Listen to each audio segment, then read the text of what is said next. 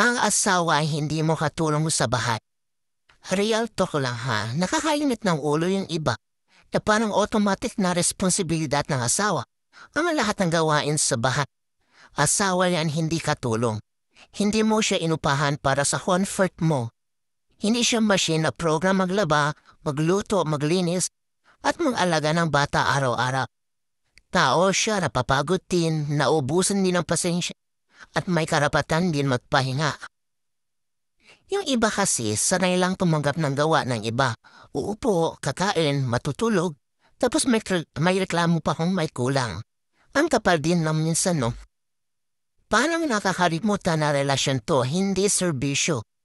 Marriage or live-in setup man yan, partnership yan, hindi boss and helper arrangement.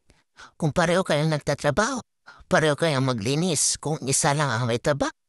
Hindi ibig sabihin wala ng ambaw yung isa. Yung pag-aalaga sa bahay at sa mga anak, trabaho rin yun kahit walang sweld. Kaya kung ang mindset mo ay dapat siya na lahat kasi babae asawa siya, aba, may mali talaga sa sistema mo. Ang respeto sa partner hindi lang sa mga sweet words, kundi sa actions mo araw-araw. Tandaan mo, hindi mo asawa para utusan. Hindi siya tagasunod mo, apantay mo siya at kung hindi mo kayang ituring na ganon, huwag ka na munang pumasok sa relasyon.